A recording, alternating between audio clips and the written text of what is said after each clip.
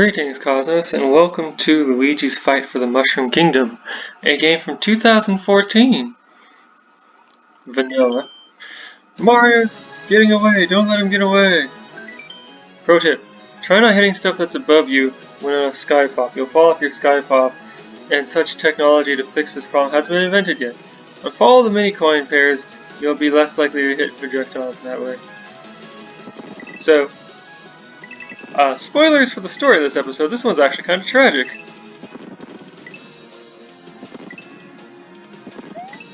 Oh, I was hoping for a power-up. Oh man. So this Sky Pop is actually a Woo! Take that, Waluigi. A reskin of something that is hard to access for making levels in Vanilla Super Mario Bros. X. I'm getting sick of this cat and mouse game. I've grown bored playing around with you. I can't do a Wario voice. Did I ever tell you that I planned to bomb a Sky Pop long before you got on? I planned ahead. It was only obvious that you'd take that Sky Pop, and making you fall from such a height is sure to kill you. I'll be like skydiving. Only difference is that there's no chance of surviving. Ha ha ha ha ha.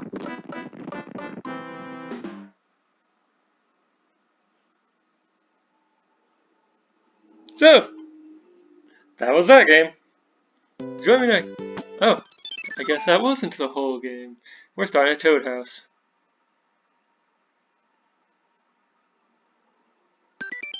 Roughly 8 hours have passed since your Sky Pop blew up and you fell from the sky. Where did you land? Well, you landed and flew in a huge body of water and drifted in the water. You eventually got rescued by a few toads who happened to see you, and they take you to their houses for rest. You leave to go after Wario and Waluigi after regaining consciousness, then come back to the Mushroom Kingdom after venturing in your journey which lasts for 5 hours. You come back as you are worn out and need a rest. Why do you need a rest? You're wasting time. Oh well. I'm stuck on the roof, help!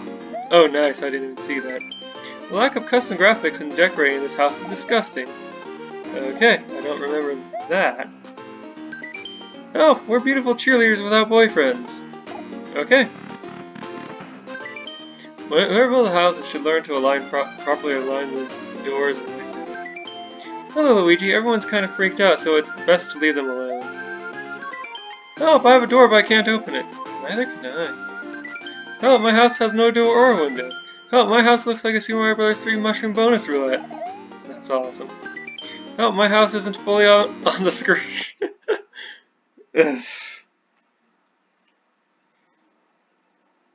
I can see why everyone is freaked out. So, I go to World 1.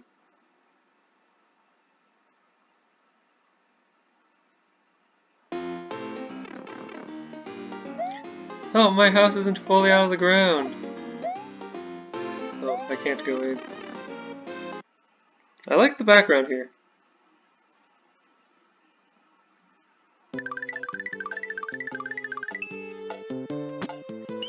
Alright, Obscure Broom. Now what I remember this level is I'm going to be coming back in a long time for the secret exit because I can't get to it now. Ooh, I like this music. I also like how everything is faded out. First time I played this game I looked up what a broom, B-R-U-M-E, is. And it's apparently a way of describing a mist or fog.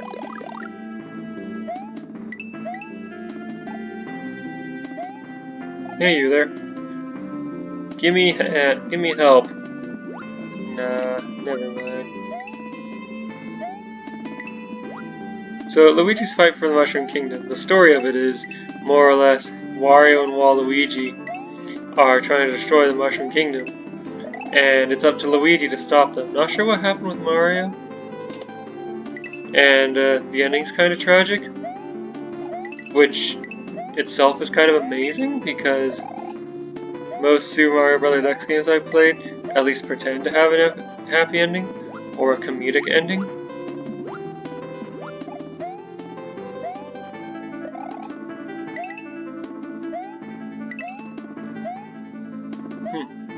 Oh, I think that's a midpoint. Yeah.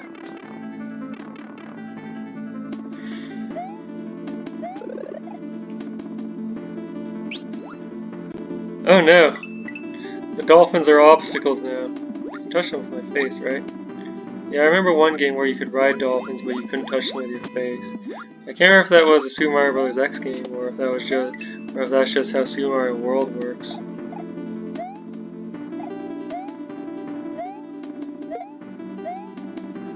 Whee! Good! More power. Ow, my face. Oh, look at that fish stealing that coin. Whoops. My bad. I was trying to figure out how to handle that fish stealing the coin without a fire flower.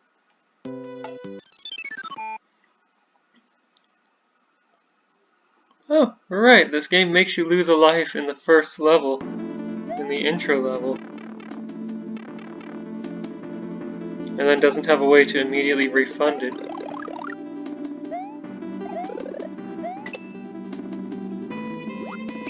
Alright. I like how the dolphins in this level first start helpful and then become obstacles. Is there anything worth getting in here? Nope. So, at my work, something amazing happened. For the next couple of weeks, I'm going to be working, instead of in recycling and customer service, I'm going to be working at the landfill, which is a place that is take that, fish jerk! Which is a place that is closed, so there's no customers. You will pay for this, mark my words!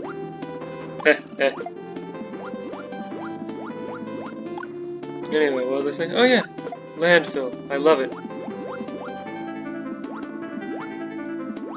Today I walked around a bit and took some measurements, and then did some gardening. In the landfill. Because it's closed. Okay, this. I'm not going to have the ability to break that for a long time. That's by design. Turns out, spoilers, that secret X is actually mandatory. And you can get to it before it becomes mandatory. I can't remember how many levels I let you skip, but if you remember it, you can get to it before it becomes mandatory. First time I played that secret exit haunted me the whole game, and so I got to it before it became mandatory, and didn't realize that I was just skipping some stuff rather than, like, I didn't realize I was skipping however much stuff I was skipping. Might have just been like one level, I'm not sure. Or maybe I cheated to get to that exit. Lost in the subaqueous. Subaqueous?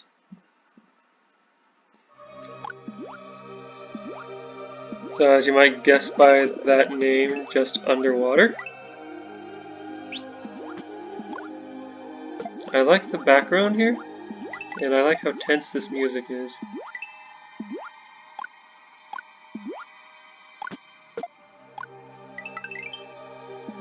Oh man. Wait, is this music from some Donkey Kong Country game? Oh, good job, me. Didn't expect that fish to turn when it did. You betrayed me, fish.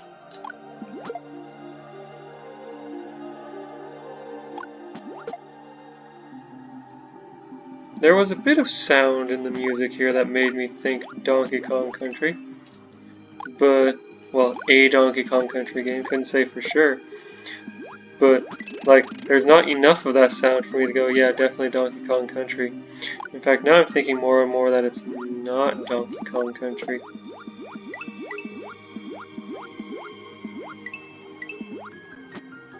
Oh my.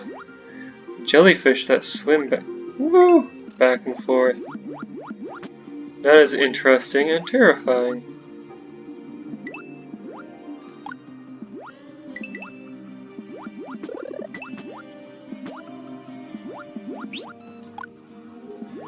Okay, so my quote-unquote verdict on the music right now is a total non-verdict.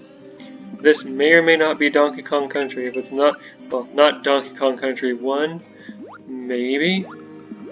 A Donkey Kong Country game, though, is what I'm aiming at. It may or may not be that. Oh my.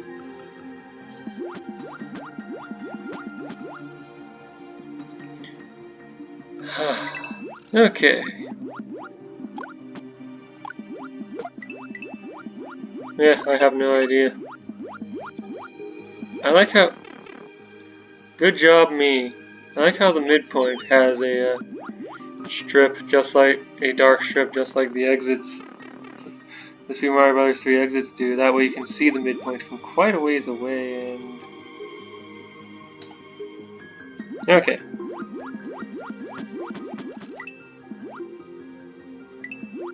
Oh no! Bouncing jellyfish. How did you do that? Oh, thank goodness. A power-up. Get it? Got it? Good. Good job, me. I like how this game gives you invincibility upon getting a power-up, but it's much shorter than the invincibility for getting hit. I suspect that's related to the fact that most enemies keep moving when you get a power-up, so you're not totally screwed out of the power-up by an enemy walking into you while you get powered up. But still, it's a nice touch.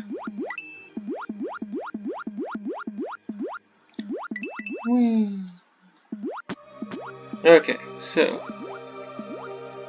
continue my ascent. Ah!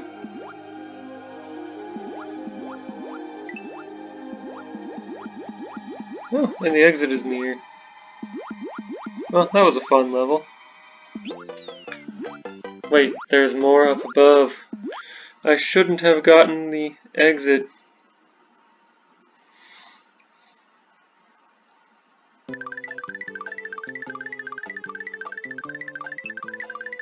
Wow, that's quite a hike to the next level.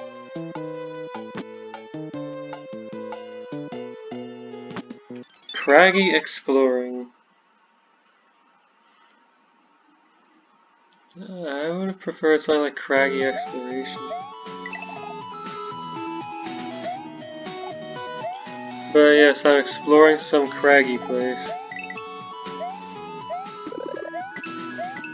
Also, I do like the choice for this episode to lock you into using Luigi.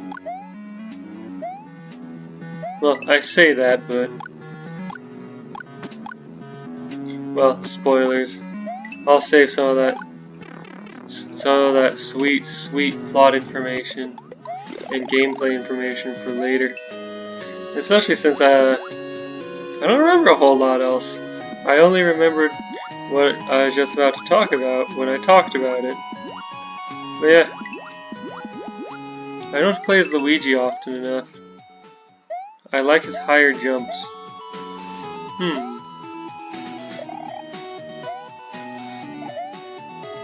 Boing, boing.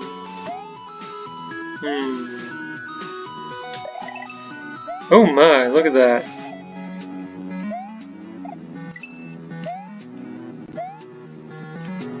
That was the second one, I guess? Huh. I hope these coins aren't leading me astray. Oh, thank goodness. Momentum! Was that momentum?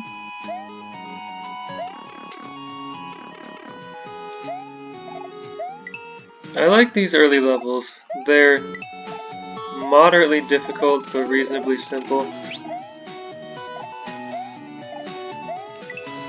Later levels really ramp up the difficulty.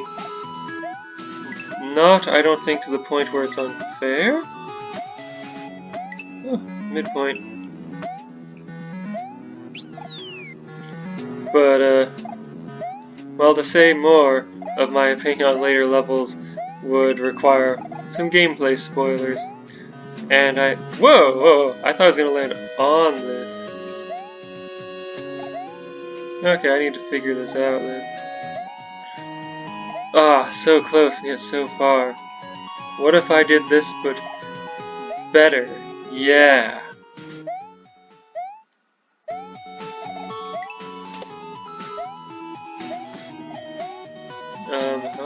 Oh, that's how I meant to get that. Okay.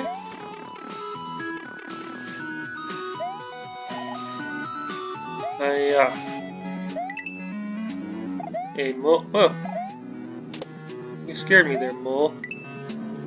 Oh no, oh no.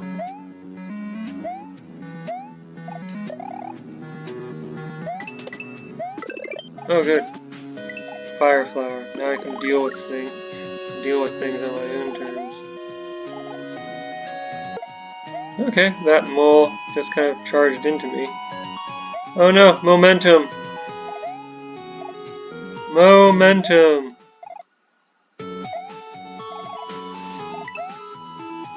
Whew!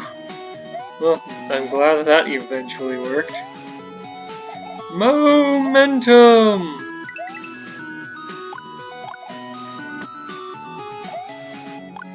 I thought momentum was supposed to be Sonic's thing. Perfect!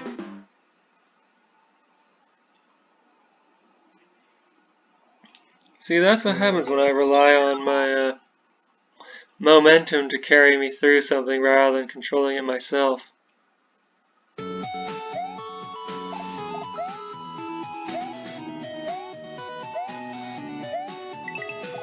Okay, I'm gonna power myself up.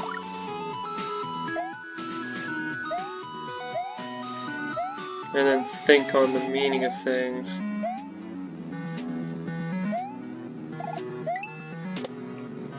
So, recently I've been reading a series of articles on a website called Sirlin.net, written by a game designer.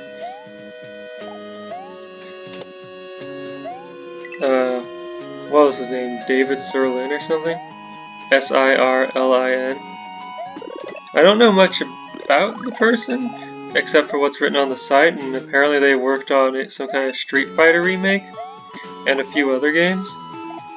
And he brought up an interesting point. Customization, like you get in trading card games, and balance, trying to get both of those is kind of a cursed design problem. There was this video I watched a while back.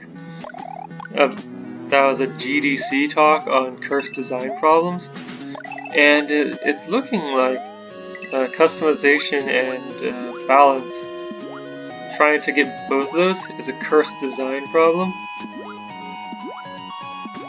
Because like in trading card games, with the number of cards you have, there are millions, if not even greater magnitudes of possible decks. And like, even if there are a good number of decks, like 8 or 10, that are competitively viable, that's roughly 0% of possible decks. You know, just in terms of viable options compared with the amount of options. I'm sure those decks can be balanced amongst themselves, but maybe balance isn't the word I'm looking for, because yeah, those decks can be balanced amongst themselves, but in the card games I've played, there's usually just one or two that are better than everything else, and then a second layer of decks, and a third layer, and so on. Oh gosh. So balance isn't the issue there, it's simply viable options like the number of viable options compared with the total number of possible options. And it's not a resolvable problem unless you eliminate customization. So if you're making a card game, you can either accept the issue or sidestep it by, for example, only these pre-built decks are allowed, or something like that. I'm sure there's other ways to sidestep the issue as well. Anywho, that was just something that I was thinking of. Join me next time when I play more of Luigi's Fight for the Mushroom Kingdom.